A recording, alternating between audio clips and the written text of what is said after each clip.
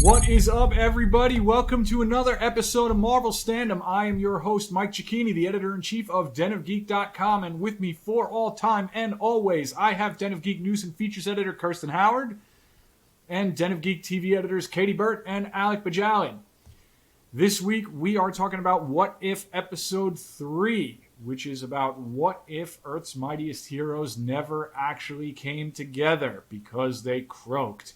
Kirsty, why don't you tell us what happened in this one?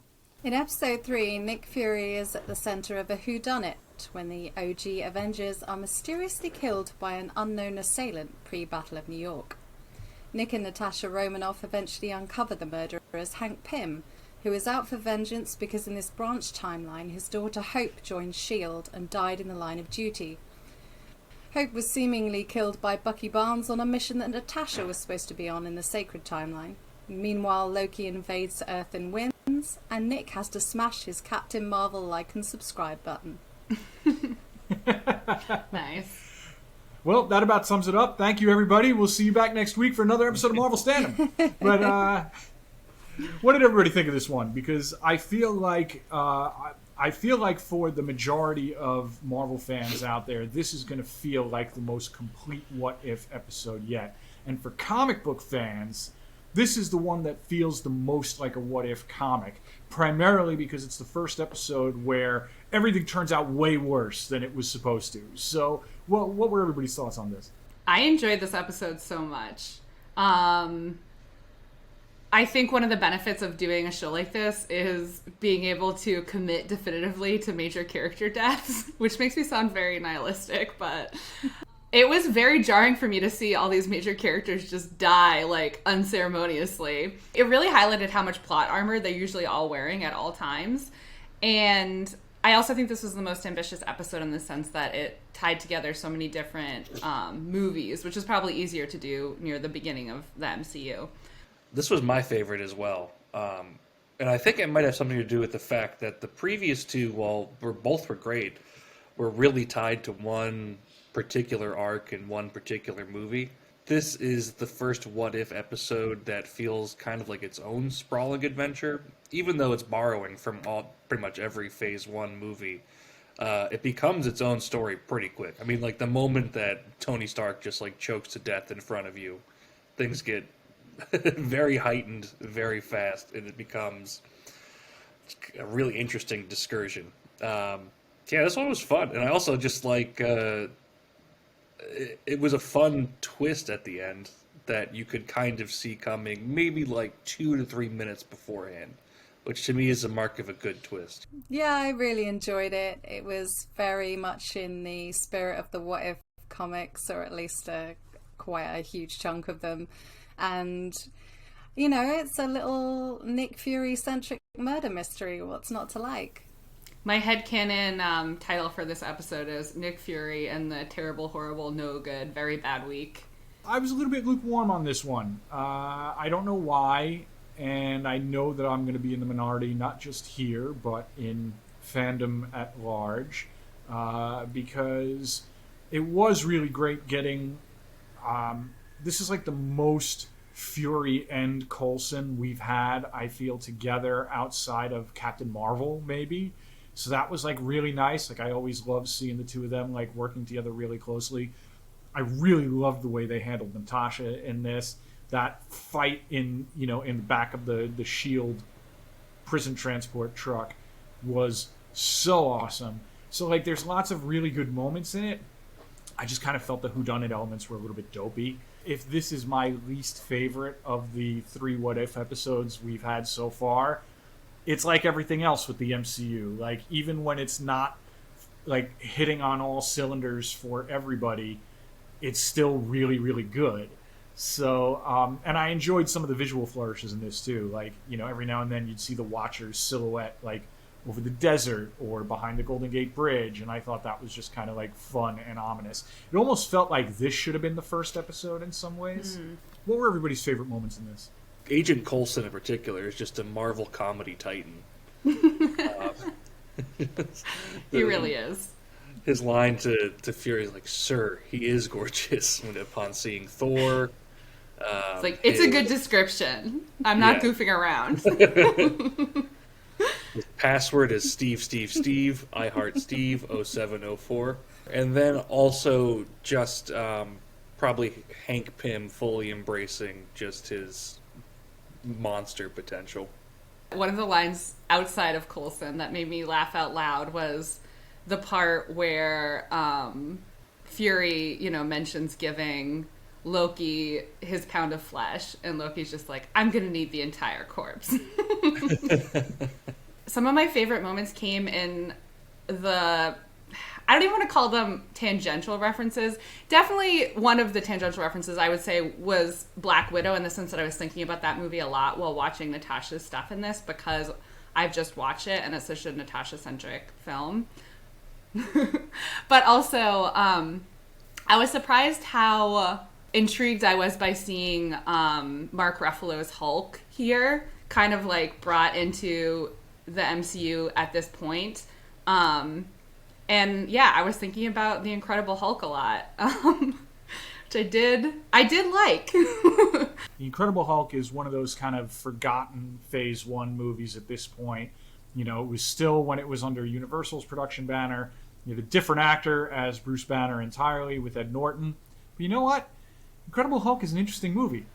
And, at the time, it felt like a big deal because it was tying into the Iron Man movies in quiet ways. There was even a Captain America tease in The Incredible Hulk.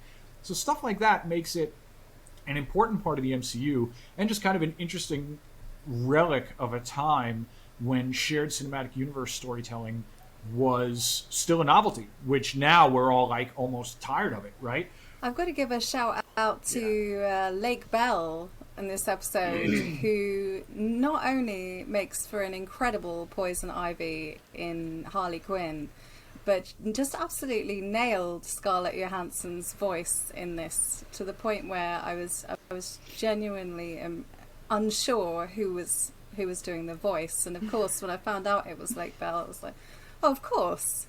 This episode just made me think of so many other MCU stories, and including Loki, the TV show, for obvious reasons. And, this was something we talked about, I think, in one of our early Marvel Standom episodes about Loki. But seeing Loki again at this point in his, character arc just reminds me of how much character ground Loki, the TV series, asked us to cover with that character, considering this is where he's at in Phase 1. So, if you haven't watched Loki, you're probably not watching the show, but if you haven't watched our episodes about Loki, you should go check those out. But one thing that you kind of always in the back of your mind want to know, but never get the chance to see because of the plot, is which one of these people could kill the other people? If Thor really put his mind to it, his mind, spirit, and body into it, could he kill 5 other Avengers? If push comes to shove, at least Hank Pym could figure out his way to killing 6 Avengers. It could be done. Just a fun hypothetical that's cool to see cool and harrowing to see in practice. There was a cool little moment for Hawkeye as well, because he, there's a regular joke that he's useless in the MCU, but he killed Thor with a single arrow. Yeah, I was surprised by that.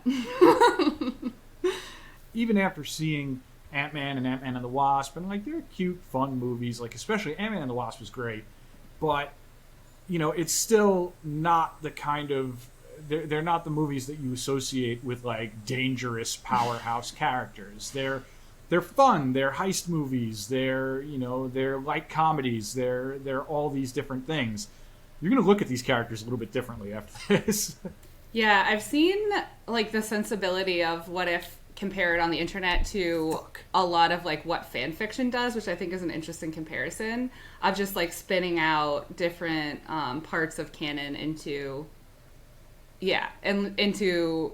innumerable possibilities. And so I don't necessarily think people are going to be writing a lot of fan fiction about What If, but it's possible. Clearly you haven't read my Captain Carter blog, Katie, and I'm a bit disappointed about that, but we'll talk about that later. One thing that I did that this also brought to mind for me is how well Hulk works in animation. Like, I feel like in live action, Hulk is hit and miss, even in Infinity War and Endgame, right? But whenever you see this character just like in pure animation, he looks so good. The shackles are totally off, and that scene right before he explodes reminded me a little bit of, there was a really cool Hulk cartoon in the 1980s, like in the early 1980s, that aired as part of a block with Spider-Man and his amazing friends, which had gorgeous animation, and for some reason it's not on Disney Plus. But watching that made me think of that cartoon and really desperately made me wish I could watch it in HD like right now.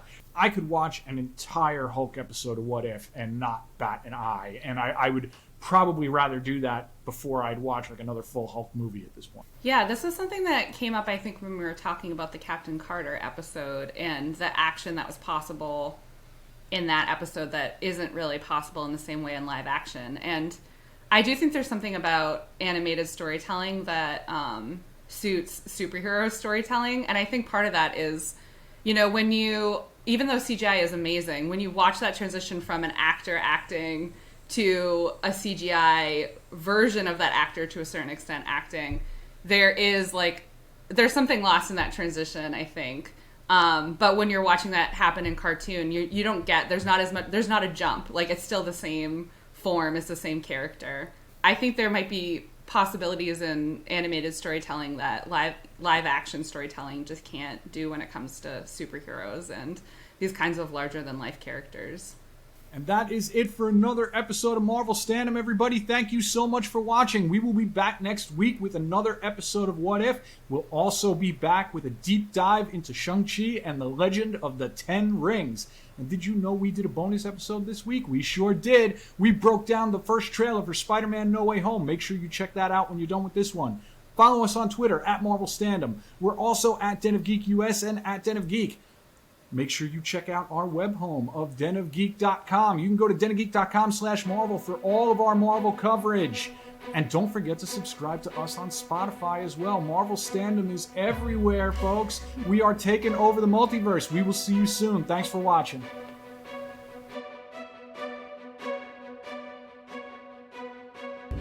I'm not telling you my password, Romanoff. Why not? Because I'm not. Coulson. Clint was your friend too. Hashtag Steve. I heart Steve. 0704.